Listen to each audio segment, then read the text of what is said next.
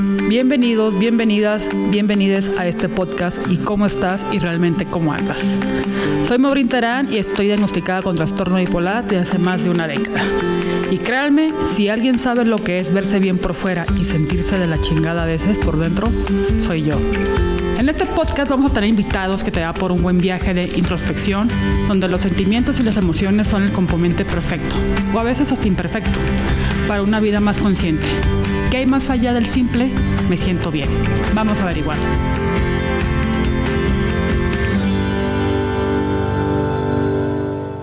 Pues bienvenidos al podcast y tú cómo estás realmente, cómo andas. El día de hoy estoy entre que... Pues no estoy nerviosa, estoy entre que shock, estoy entre que no lo puedo creer, pero es una invitada muy especial porque estudiamos en la misma universidad, con la diferencia que yo me tardé 7 años en acabar mi carrera. Me cambié de carrera de Derecho a Administración porque Derecho se me hizo muy aburrido.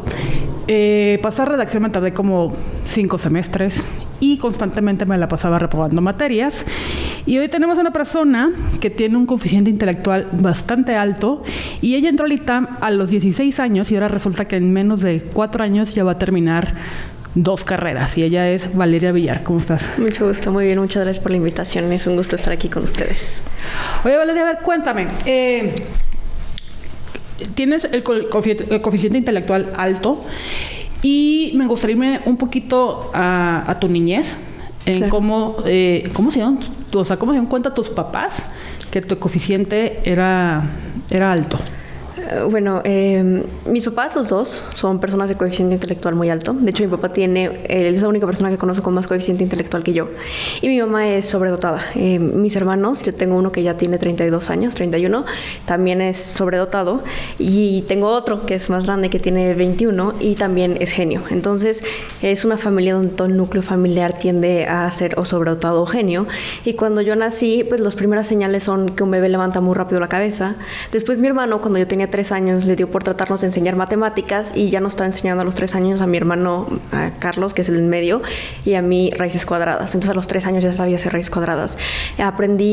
Mis primeras palabras fueron en los primeros 5 meses de mi vida. Ya a menos del año ya hacía oraciones completas.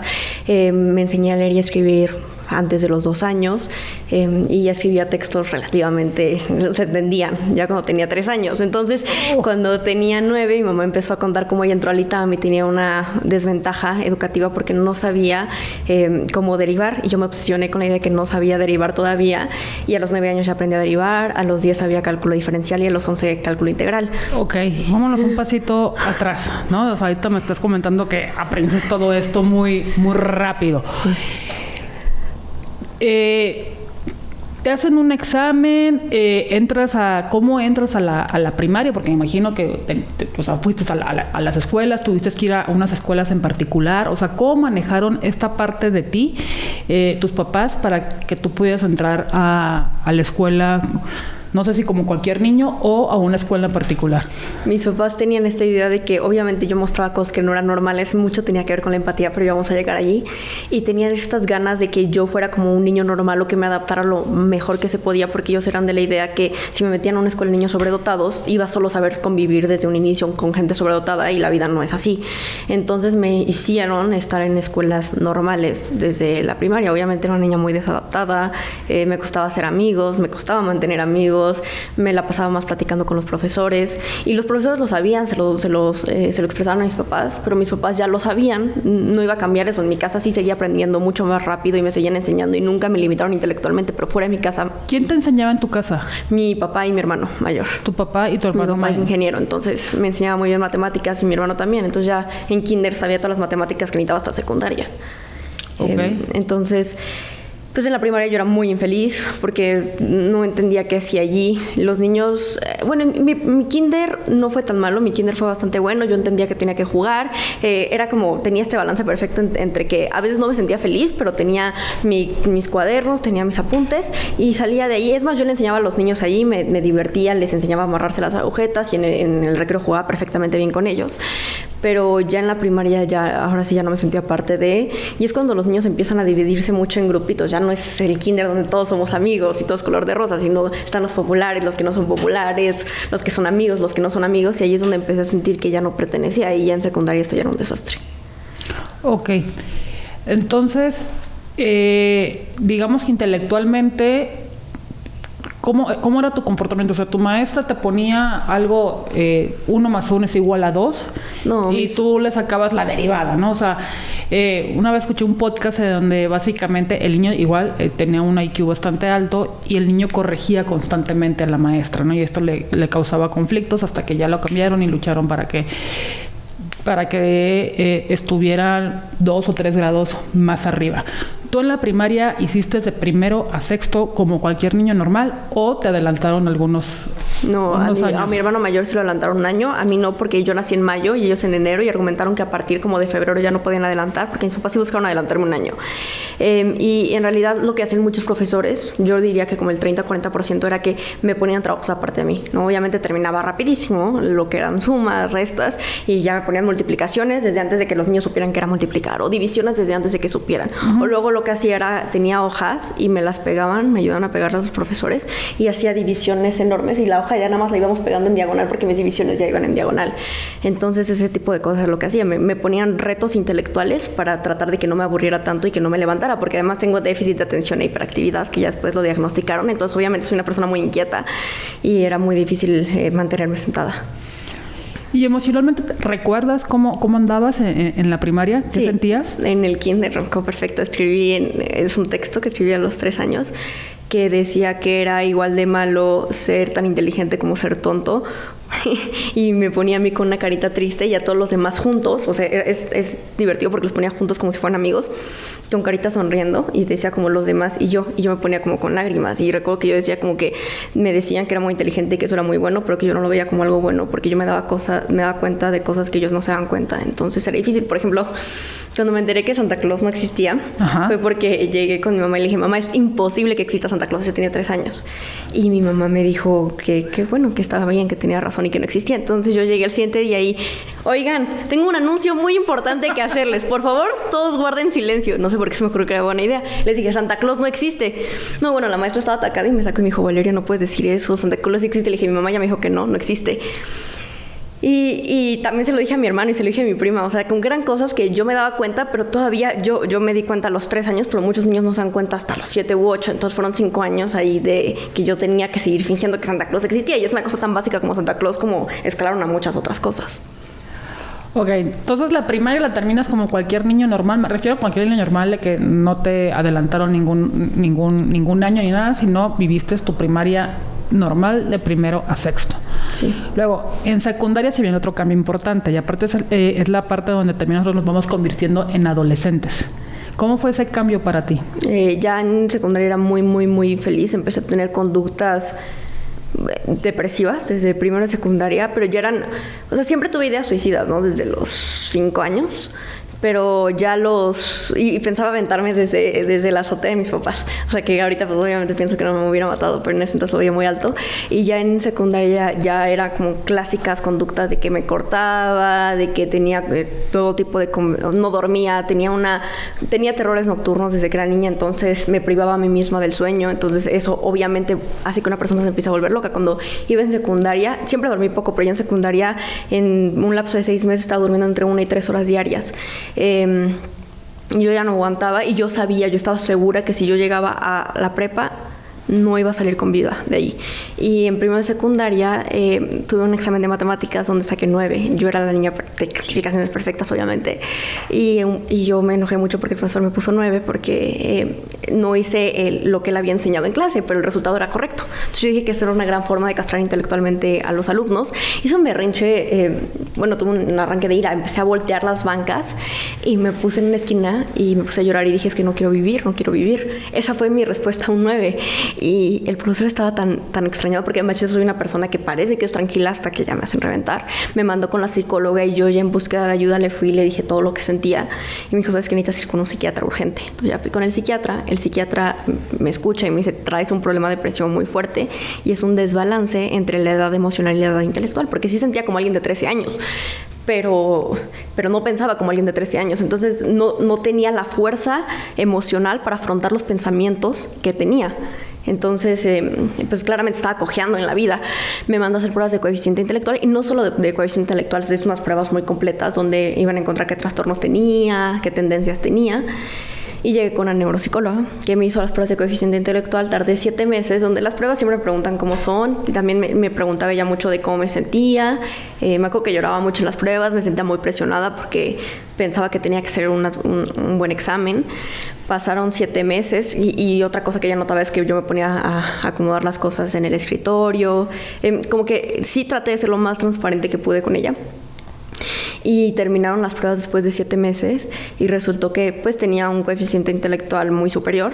Yo me acuerdo que yo decía que si lo tenía menos de, o sea, que si no era superior, me iba a suicidar. Nada más para entrar en contexto sobre el coeficiente intelectual. Una persona normal, ¿de cuánto es su coeficiente intelectual y en qué parte se le considera ya sobredotado, como es tu cosa? De 90... El promedio en México es 86. Okay. De 90 a 110 es el promedio mundial. Estamos por debajo del promedio mundial, obviamente por la alimentación y todo eso. De 110 a 120 es una persona inteligente. De 120 a 130 es una persona brillante. De 130 a 140 es una persona sobredotada. Y ya de 140 para arriba, porque ya la escala es difícil ya ver. O sea, una persona de 160 se puede comportar parecido a una de 180, de 150. Y de 140 para arriba es muy superior o genio. Ok. ¿Y tú en qué rango estás? En muy superior o genio, arriba de 140. Ok, perfecto. Y en este proceso que comentas que estabas en la secundaria y que vas con la psicóloga, me imagino que la psicóloga interna de la escuela, perdón, o era alguien adicional que tu familia consiguió. No, en ese momento era de la escuela. Luego me mandaron con un psiquiatra que era fuera de la escuela y luego ya llegué con una neuropsicóloga que era fuera de la escuela. Pero, bueno, ahorita llegó eso. El punto es que salió eso y yo les decía a mis papás antes de que salieran los resultados que si por favor me podían mandar a una escuela de gente genio. Está la CEDAT, que es el Centro de Atención al Talento, que es la más reconocida aquí en el país. Me dijeron que cuando llegaran las pruebas lo viéramos. Llegaron las pruebas y me dijeron, ¿sabes qué? No te puedes ir porque traes este desbalance entre la emocionalidad e intelectual. Pero me dijeron, puedes hacer cursos en la universidad, puedes ir a clases. Entonces, de los 13 años iba a clases en la UNAM y en el ITAM. De repente me metía nada más como de oyente para ver si tenía el nivel para estar allí. Y yo no veía mayor complicación. Entonces, pues pasó segundo secundaria, primero secundaria. Fueron años muy raros, oscuros. No, ya era la clásica niña. Me molestaban hasta que parecía narcosatánica porque me vestía solo de negro, siempre los audífonos. La clásica niña de la que todo el mundo se burla, de que el libro en la esquina, que todo el tiempo se la pasa lamentándose su vida. Así era yo. Pero sí tenía muchas ganas de ayudar a las personas. Entonces siempre era como jefa de grupo, mandaba las tareas. O sea, siempre tuve este papel de líder, aunque no perteneciera a la sociedad. Que eso sí, nunca tuve esta parte horrible donde la sociedad me dio por completo la espalda, sino que siempre tuve el papel de líder, pero como de líder, como si fuera el maestro. Porque el maestro no es parte de tu grupito, pero le haces caso. Entonces, si yo les decía a mis compañeros que guardaban silencio, lo hacían. Ya en segundo secundaria, tuve un novio que era mucho mayor, iba en sexto de prepa. Tenía 18 años, pero él también es genio. Y él me hizo madurar mucho. Entonces ya para tercero, yo les dije a mis papás, es que les juro que yo no voy a salir viva de aquí. No voy a salir viva de prepa, necesito irme ya a la universidad. Pero justo coincidió, se me olvidó como ese pensamiento un rato, llegó una persona de la SEP, el clásico persona de la SEP que van a ver cómo van las materias, que si es buena la escuela o no.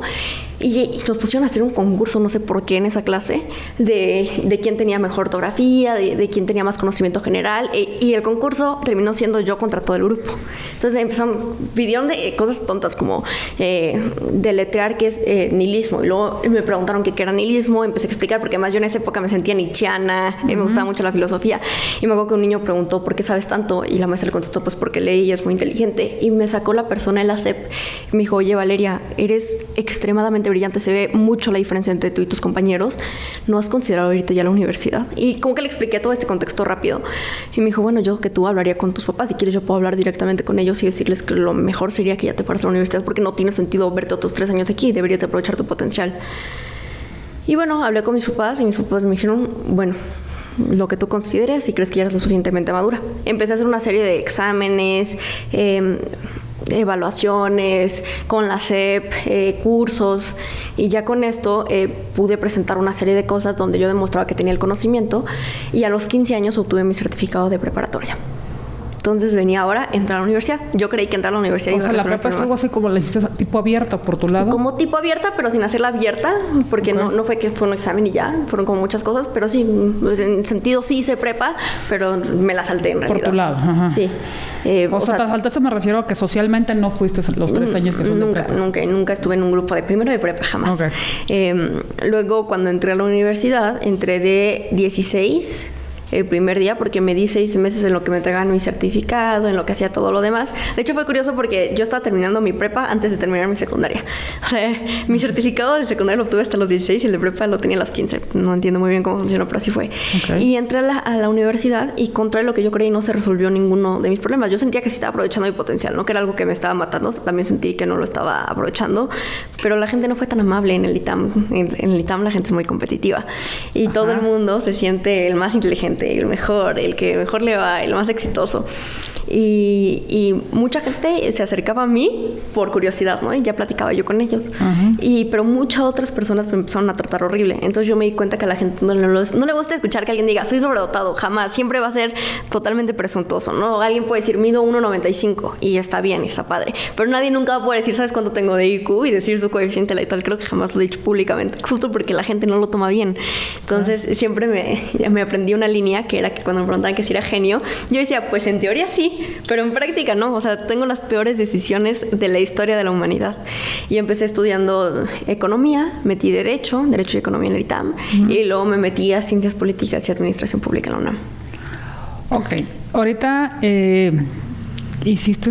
comentaste algo muy importante de la parte de la inteligencia. Creo que hay 2 tipos de inteligencia y no vas a dejar mentir, que es la inteligencia emocional y la inteligencia intelectual. Claro. Ahorita estamos hablando mucho de la parte de la inteligencia intelectual que tienes y a la que has llegado. Sí. ¿No? Sin embargo, como tú comentas, entrar a la universidad a los 16 años con puros de 18 a 19 y como tú dices, el ITAM es algo competitivo, creo que fue uno de tus principales retos, y no me refiero a la parte intelectual, aparte de que sabemos que el ITAM tiene alta exigencia sobre eso, pero en tu parte emocional, ¿cómo lo has venido trabajando para que sea un complemento de tu IQ que tienes? Pues cuando me hicieron las pruebas de coeficiente intelectual me dijeron que había un equivalente, pero como para coeficiente emocional, que es una prueba parecida, y ahí aparecía literalmente en retraso, ligero retraso. Como si tuviera un ligero retraso mental, pero en la parte emocional. Entonces estaba muy, muy chueca.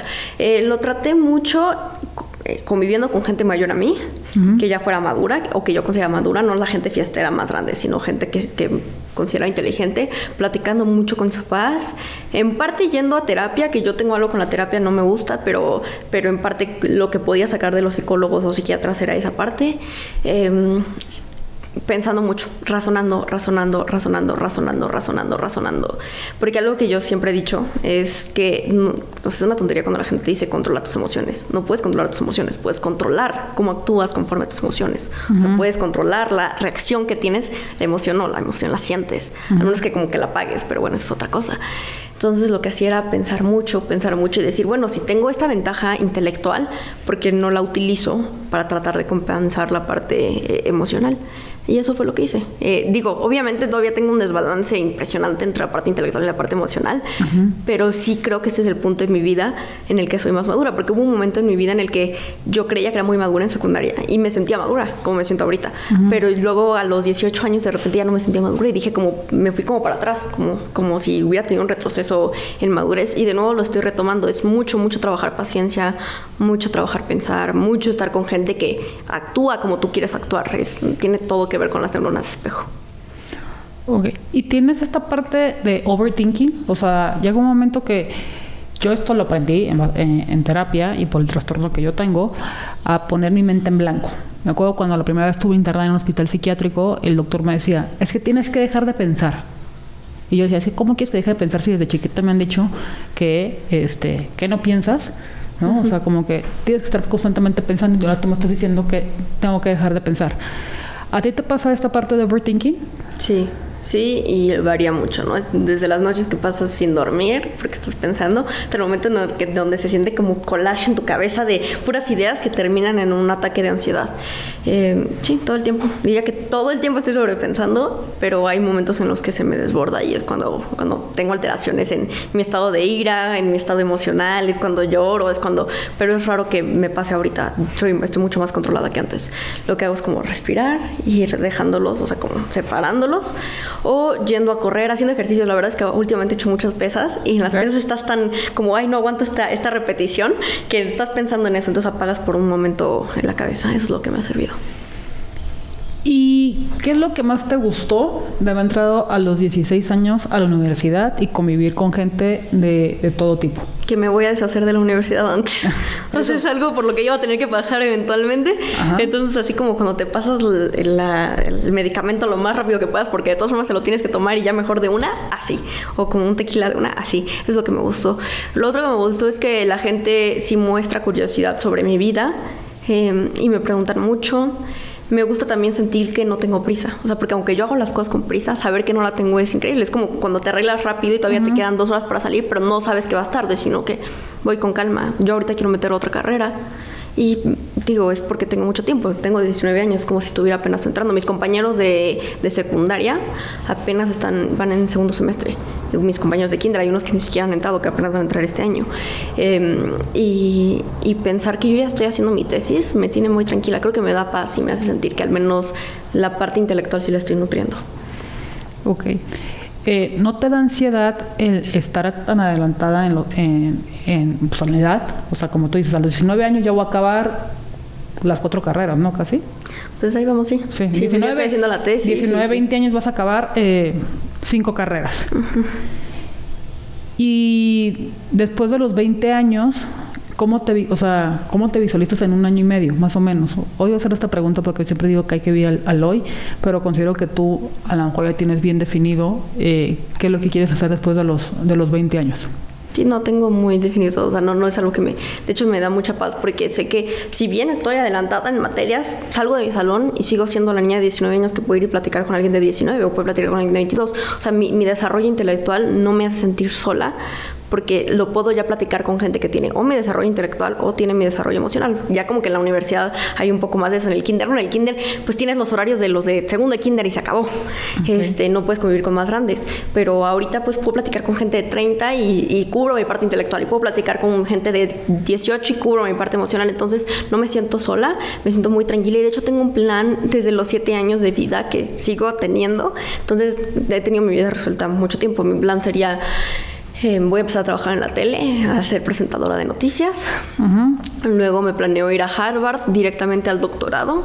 Me gustaría un doctorado en algo como sociología, políticas públicas, pero también ya había hablado con el rector del ITAM, me había recomendado que hiciera un doctorado en economía. Uh-huh. Me gustaría regresar, dedicarme un poco a la política, ser diputada por diversión un rato. Y el punto final de mi vida y para lo que me he desarrollado todo este tiempo es para ser secretaria de Educación Pública. Y eso lo tengo desde los 7 años clarísimo. Okay. Entonces estoy muy tranquila porque siento que estoy avanzando acorde a lo que debo. Como que estas pautas de la gente de a los 22 tienes que haber acabado la carrera, hay gente que a los 22 no tiene por qué acabar la carrera, hay gente que tiene que acabarla hasta los 25 porque pueden estar teniendo un negocio y no les da la vida para acabarla. O yo que no tengo que acabar la carrera a los 22 porque la puedo acabar a los 20. Entonces, sí soy de la idea que cada quien en sus ritmos, y mis ritmos en la parte intelectual pues siempre han sido muy desesperados porque yo soy desesperada y lo sé. Entonces sí me siento muy tranquila por esa parte. Ok, ahorita acabas de decir algo muy importante, que ya tienes totalmente visualizado dónde llegar, ¿no? Que es la Secretaría de Educación Pública. ¿Por qué te gustaría llegar ahí? Cuando yo era chiquita, yo era una niña que no tenía empatía, ¿ok? Vamos a llegar a la parte de empatía. De hecho, me diagnosticaron con trastorno disocial, que es algo parecido como a la psicopatía en niños. Uh-huh. Pero yo no era una buena persona, naturalmente, y no lo soy. Ahorita puedo explicar todo eso. Y mi hermano Carlos es la persona, y mi papá, las 2 personas más humanas que conocí en mi vida. Uh-huh. Entonces ellos me enseñaron la importancia de vivir para ayudar a los demás. Y como yo tenía una vida tan desolada y no tenía que aferrarme, me aferré a la idea de ayudar a los demás. Y la educación es algo que siempre me ha apasionado mucho. Y los niños algo que sí me hace sentir mucho son los niños que tienen desventajas de cualquier tipo. Como que la infancia es algo que siempre me ha tocado mucho. Entonces, la combinación perfecta entre dedicar mi vida a ayudar a los demás, aprovechar mi intelecto, servir, ser empática, ser buena persona y lograr lo que quería estaba en la Secretaría de Educación, que después hubieron ya ideas como dedicarme al DIF, ser directora del DIF y a otras cosas que pueden, o sea, no son mutuamente excluyentes, pero siempre toda mi vida va encaminada a ayudar a los demás, porque fue el sentido de vida que me inculcó mi hermano y que me inculcó mi papá, que yo racionalicé y que ahora no encuentro sentido en hacer otra cosa que no sea darle mi vida a los demás. Ok, dices algo que te inculcó, pero yo creo que también en la condición en la que tú estás, también necesitas ayuda. ¿Sí me explico? O sea, sí tienes un coeficiente intelectual súper alto, pero tener este apoyo, o sea, yo pregunto si todas las escuelas saben qué hacer con una persona que tenga lo mismo que tú. Según yo, no sé si está. Yo una vez escuché el podcast en Argentina, en donde no estaba legalizado que te pasara. Tú te pasaste la prepa. El pasarte la prepa en Argentina, pasarte tantos años no está legalizado. O sea, a fuerzas te hacen pasar por la preparatoria independientemente de la condición intelectual que tengas, ¿no? Creo que tú también has pasado por algunas altibajos, digamos, de cómo sobrellevar este coeficiente intelectual. Si estoy mal, corrígeme. No, estás correcta, perfectamente lo correcto. No, las escuelas no están preparadas. Yo fui a escuelas que son consideradas de primer nivel, todas privadas, que mis papás buscaron que fuera la mejor o de las mejores de la ciudad, y en ninguna tenían un programa especial para gente sobredotada, ni siquiera un taller, no nada. Tenía un profesor que era sobredotado y que era estadounidense, y él me había contado que cuando él era niño, estamos hablando que él tenía ya 45, y eso fue hace como 5 años, él iba a un programa de niños sobredotados. Entonces, un programa que se implementó en Estados Unidos desde hace muchísimos años. Hay apoyos en los países desarrollados, o sea, los países de primer nivel, sí tienen muchos programas para tratar a los niños con sobredotación, pero en México no. Tengo entendido que solo hay una escuela donde no los dejan saltarse años, pero lo que los dejan es desde primero de secundaria llevar ya las mates hasta sexto de prepa para que ya se deshagan de ese problema y puedan meter talleres, puedan meter otras cosas. No los saltan de años, pero sí les dan ese apoyo, y curiosamente esa escuela está basada completamente en un sistema estadounidense. Entonces, sí sería algo de lo que me encargaría como secretaria, evidentemente, pero obviamente no va a ser mi primer cosa. Lo que más importa es que todos los niños tengan acceso a educación y a comida, a desayunos escolares, y de eso estoy haciendo mi tesis. Pero sí me gustaría como extra darle una oportunidad a niños sobredotados de, uno, desarrollar su intelecto, y dos, también puede ser, pues eventualmente van a ayudar al país. Estoy de acuerdo contigo. Una pregunta. Dígame. Me comentaste que tienes TDAH. TDA, sí, TDAH, sí. ¿Y trastorno disocial? ¿Eso lo tenías de chiquita nada más? Sí, tengo muchas cosas. Tengo trastorno obsesivo compulsivo, trastorno límite de la personalidad, depresión, ansiedad, que es como ansiedad generalizada, depresión que siempre me da. Depresión, ansiedad, trastorno obsesivo compulsivo, TDA, TOC, TLP. Y tengo otra cosa que se llama esclerosis mesial del lóbulo temporal, que tiene que ver con que mi lóbulo temporal está dañado y también tiene que ver con todo esto de empatía. Entonces, ok. ¿Cómo, como diría una amiga, la coleccionista de los trastornos? Soy. ¿No? Soy, así me definiría. ¿Cómo manejas esta colección de trastornos que no es nada fácil? Si yo con uno me quejo, ahora tú con varios, y con este coeficiente intelectual y la parte emocional, ¿cómo manejas tu salud mental día a día? Me da risa la pregunta porque hace un año no habría sabido qué responderte. Te he dicho nada más rezándole a Dios porque no me termine matando rápido. Creo que es mucho de que este último año me he dedicado a hablarlo abiertamente, porque mucho tiempo mis papás, obviamente, mis médicos, todos los señores grandes de 60 para arriba, 50 para arriba, tienen esta idea de que cualquier trastorno es sinónimo de que te van a vetar de la sociedad, tienes que esconderlo, ¿no? Porque alguien con cáncer sí puede decir tengo cáncer, pero alguien con trastorno obsesivo compulsivo no lo puede decir. Entonces me decían como no vayas a decir que tienes esto, porque además yo sí trataba de hablarlo, ¿no? Y trataba de contárselo a mis compañeros se burlaron de mí, ¿no? Una vez le dije a un tipo tipo que me quería suicidar. Mandó a un chat de 200 personas memes de suicidio y me arrobó. Entonces, obviamente, después de eso me quedaron pocas ganas de contarle a la gente y fui muy cerrada por muchos años hasta que cumplí 18. Entonces, fui presidente de la carrera de economía, la presidenta más joven de la historia. Y algo que yo le di mucho enfoque desde el principio era a los temas de salud mental, porque además en el ITAM es un tema que se tiene que tratar. Y yo pensaba mucho que si yo quiero abogar por la salud mental, soy la primera en no deber tener vergüenza en decir que tengo problemas de salud mental. Entonces sentí primero que me liberé de unas cadenas de todo el tiempo, no sé, de repente tengo comportamientos extraños y ahorita sí puedo disculparme y decir, perdóname, es que tengo trastorno obsesivo compulsivo, entonces me tengo que ir a lavar las manos N veces al día. Y antes no podía decir eso, entonces me sentía todo el tiempo como atrapada. Entonces lo primero que yo hice fue, yo admito que tengo problemas de salud mental, así como tengo mi parte brillante, que es la parte intelectual y que a todo el mundo le encanta, no soy perfecta. Y tengo esta parte emocional que es espantosa, que es un infierno. Y no tengo por qué pasar por el infierno sola y no tengo por qué esconder que estoy pasando por el infierno. Y yo poniendo ese ejemplo hice que mucha gente también saliera a decir, tengo problemas emocionales y también poderlos ayudar. Entonces lo primero fue sentir que ya no estaba atrapada en no poderlo decir. No es un secreto, no está mal tenerlos y no está mal pedir ayuda.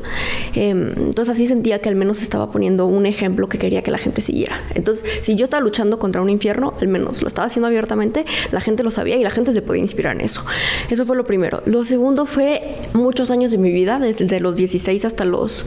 No, desde antes, pero especialmente desde los 14 hasta los 18 me centré mucho en la parte intelectual. Todo el tiempo quería ser más inteligente, quería aprender más, quería saber más y sentía que si me acostaba 3 minutos viendo algo que no me estaba aportando, empezaba como, es que ¿por qué? Porque entonces me obsesioné tanto con la parte intelectual que la emocional la dejé totalmente de lado. Y a los 18, que yo cuando cumplí 19, dije, yo no puedo con esto, voy a darme un año, de aquí a que cumpla 20 años, para disfrutar mi vida. Ya adelanté mucho, ya hice todo lo que tenía que hacer. Un año completamente de bajar materias, de que si me quiero ir y comer un helado. Además también tenía trastorno por conducta alimenticia, que se cesó completamente con el COVID-19 y ni siquiera todo el tiempo se siente como que los trastornos es algo que vas a recaer eventualmente, ¿no? Que si ahorita no estoy deprimida, tal vez en unos meses sí. Ese no se siente como que va a regresar, gracias a Dios. Empecé a comer lo que me gustaba, empecé a escuchar la música que me gustaba, porque también clásico gustos culposos que no quiero escuchar porque alguien como tú no escucharía a tal artista. ¿Qué te gusta escuchar? Bad Bunny, abiertamente lo digo. Públicamente. Empecé a escuchar música que me gustaba, que claro, no dejé de escuchar la clásica que me fascina y sigue siendo mi favorita, pero ya no me culpaba de no estás pareciendo tan inteligente como supone que eres, porque todo el tiempo también me lo decían, ¿no sabes qué te decían? ¿Qué no piensas? A mí me decían todo el tiempo, pues deberías actuar como el coeficiente intelectual que tienes. Entonces todo el tiempo me hacían sentir que estaba tratando de complacer a los demás y este año dije, no, se acabó. Yo me voy a medicar conforme vaya sintiendo los medicamentos, ¿no? Si le digo, si no me gusta algo, le voy a decir al neurólogo, no estoy soportando este medicamento, no tengo por qué estar aguantando que... Y hay que buscar un medicamento que me haga sentir bien y que me haga funcional, no el medicamento que te apaga y te tiene todo el día como el zombie. Luego, la comida, como lo que se me antoje. Si ahorita quiero una hamburguesa, voy y me como una hamburguesa y hago ejercicio y me encanta hacer ejercicio y nunca he estado más feliz con mi cuerpo. Y si alguien me dice, por ejemplo, a los señores grandes no les gustan las niñas musculosas y yo tengo unas piernotas y siempre me dicen, como es que ya te ves muy robusta, no me importa lo que opinen. Yo me encanta mi cuerpo, estoy disfrutándolo. Si de repente me dio por leer también los gustos culposos, ¿no? Los libros de adolescente de amor. El típico del chavo mala onda que se enamora de la tipa nerd y que es el popular. Ese tipo de libros que también eran un gusto culposo, los empecé a disfrutar. Yo digo que nada es culposo. ¿Alguno que quiera recomendar? ¿Qué me pregunto? De canción, de canciones cualquiera de Bad Bunny. Bad Bunny tiene muy buen ritmo, que digo. Y de libros. Hay uno de los hermanos Royal, no me acuerdo el nombre, pero si buscan los hermanos Royal, que son unos hermanos multimillonarios, pero multimillonarios que se consiguen novias, pero son los clásicos altos, pelo negro, ojo gris, guapísimos, sangroncísimos, ellos. Okay.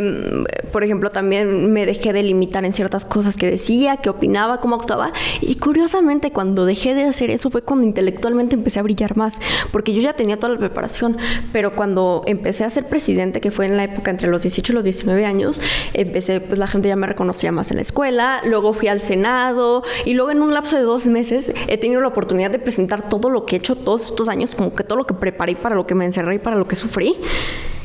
Y nunca he estado más tranquila, estoy tranquila, no digo feliz porque creo que nunca voy a estar feliz, pero al menos no tengo esta sensación de, por favor, ya alguien máteme, si pasa un camión ahorita no me voy a mover, no, ya no. Entonces creo que lo que hice fue dejar de escuchar a los demás, dejar de vivir ante las expectativas de los demás y dejar de encerrar quién soy, porque soy Gloria Villar, soy una niña genio y además tengo un buen de problemas emocionales, estoy de verdad lo que la gente consideraría como alguien loca, sí lo estoy. Un psiquiatra recomendó que me mandaran en ambulancia a un hospital psiquiátrico y ni modo, así es. Y a mí me tocó... He llegado siempre en ambulancia al hospital psiquiátrico. A mí me tocó esto, hay gente a la que le toca no ser tan inteligente, pero ser súper feliz, hay gente a la que su sueño es ser ama de casa o ser mantenida, hay gente a la que su sueño es ser actriz, mi sueño es ser secretaria, y es quien soy y no lo pienso esconder más. Estoy muy orgullosa de ti. Gracias. Es lo mejor que puedes hacer, porque creo que con el coeficiente y los trastornos no decidiste tú ser así. Uh-huh. Es algo con lo que naciste y los trastornos no tenemos por qué, de nada, absolutamente, ni tampoco la preferencia sexual, no tenemos por qué salir del closet. Creo que cada quien debe respetar cómo es cada persona. A veces que puede ser compatible o a veces no, pero simplemente respetar con la persona con la que se te pase por enfrente y obviamente yo creo que tú también decides quiénes son tus amistades, ¿no? Creo que ahí viene un amigo tuyo acompañándote. Uh-huh. ¿Y cómo es tu círculo? ¿Es muy grande tu círculo de amistades o muy corto? Es reducidísimo. Es uno con gente que creo que me soportaría en la peor de mis situaciones. O sea, yo he tenido situaciones muy feas en la vida donde tengo reacciones espantosas y no siempre es así, ¿no? Puede pasar una vez al año, pero yo necesito que ese día, esa vez al año, alguien esté para mí. Y necesito que la persona que esté cerca de mí sea esa persona que esa vez en el año yo sé que va a estar allí. Eso es lo que necesito. Entonces, mi círculo, yo no le voy a dar mi tiempo. Tengo poco tiempo, ¿no? Claramente.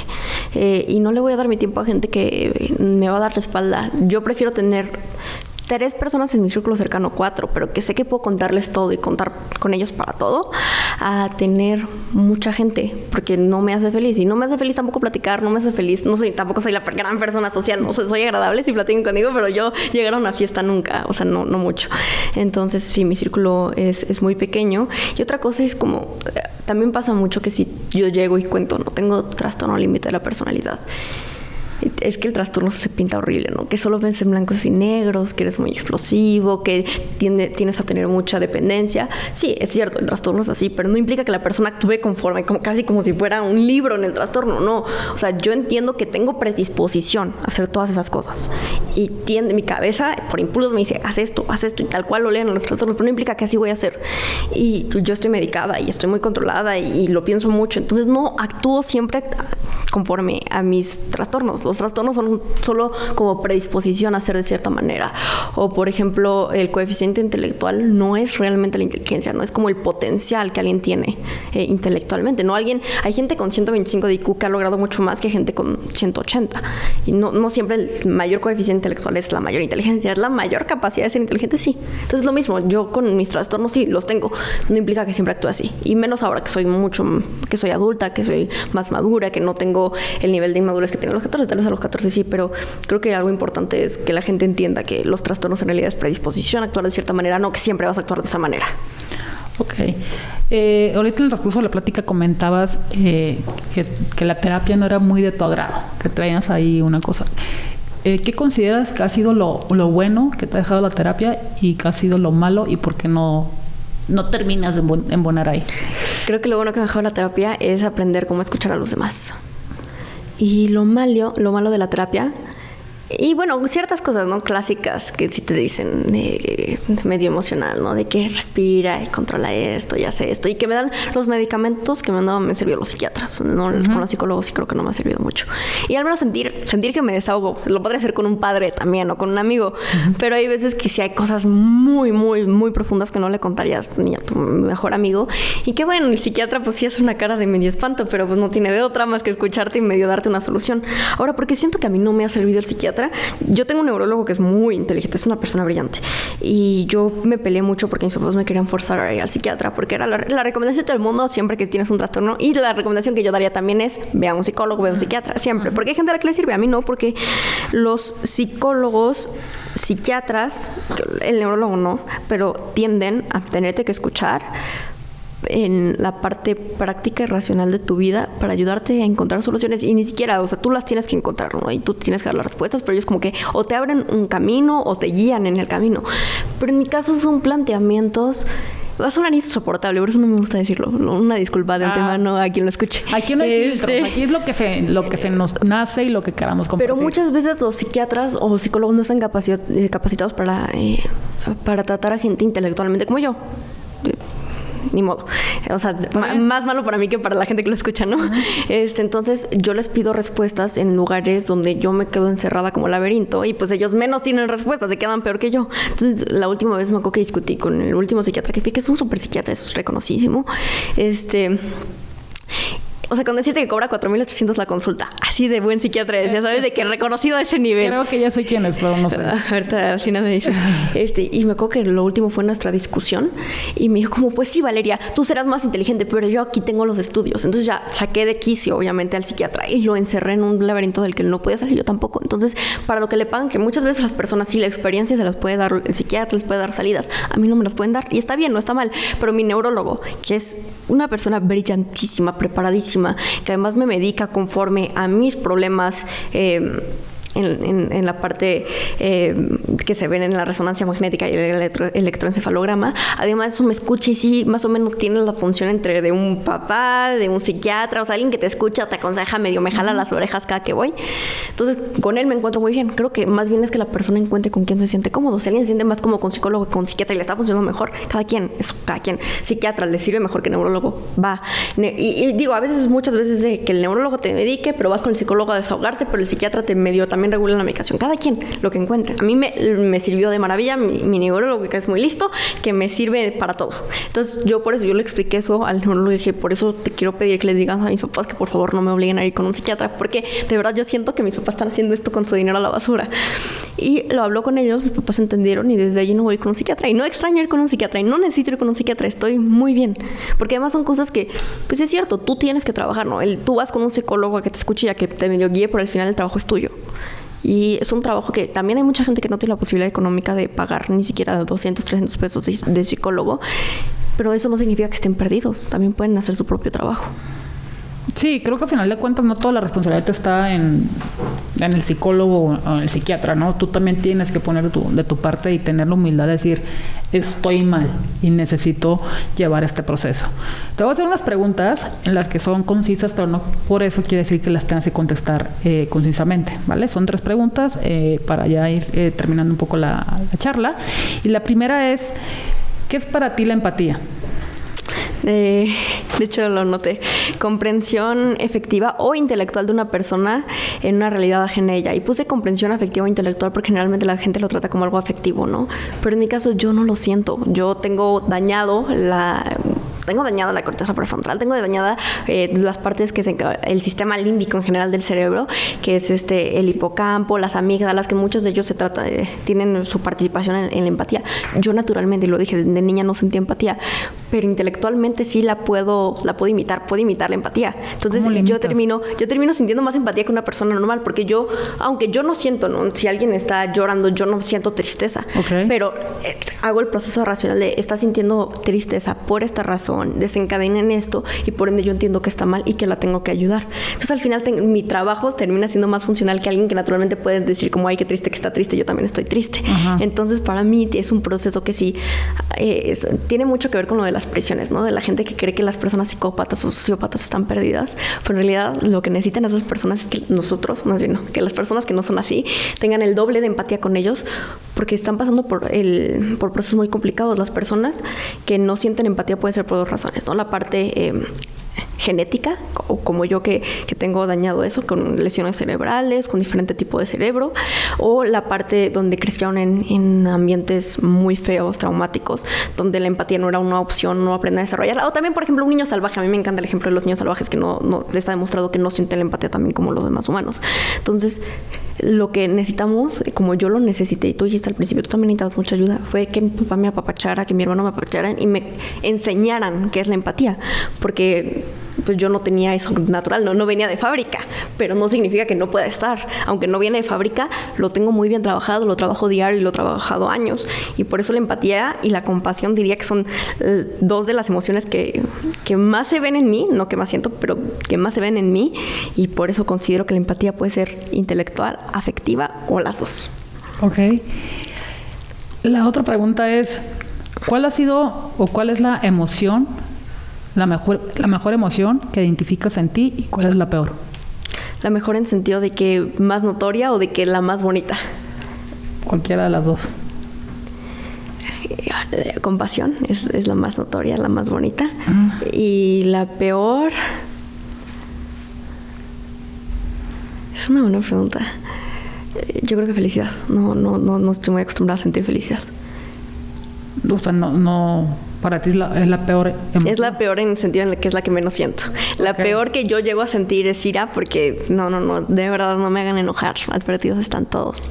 Ya entendí. O sea, la ira es la que sientes, ¿no? Es la peor, sí, pero el peor en sentido de que no la siento es la felicidad. Y la mejor siempre va a ser para mí la compasión, es lo que une la humanidad, la que lo puede sacar adelante. Y el no tener o tener compasión o empatía puede ser el fin o principio de la humanidad. Ok, y ahorita volviendo a que no sientes la felicidad. Todos sabemos que la felicidad es pasajera, ¿no? El estado de ánimo del ser humano es estar en eutimia. Y obviamente la tristeza, la felicidad, la ansiedad y todo eso, pues van pasando por lapsos. Tú, esta parte de la felicidad que dices que no la sientes, en ningún momento te llega, en ningún momento te llega como alguna satisfacción. O sea, por ejemplo, yo me acuerdo que cuando pasé por... Yo metí Finanzas 2 y Finanzas 3 al mismo tiempo en el ITAM para ya acabar. Y reprobé Finanzas 2 y Finanzas 3 la volví a pasar. Y no me quedé con Finanzas 2 el último semestre. Y cuando me dijeron, Maureen, ¿te sacaste 7? Yo salí o sea, fue una felicidad de que salí corriendo y dije, por fin, ya acabé, ¿no? O sea, ya acabé el ITAM.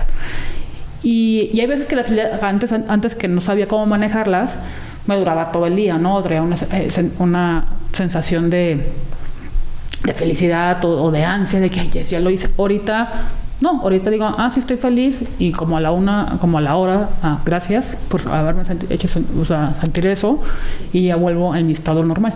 Bueno, pero es que terminé el ITAM. O sea, no te culpo, yo también me estaba feliz todo el día. Bueno, Nietzsche decía que la vida se componía por pequeños momentos felices, no por épocas felices, que creo que es a lo que se alusionó al principio. Pero algo que yo tengo también es que en la parte en la que tengo un retraso, en la parte emocional, tengo una complicación para diferenciar emociones.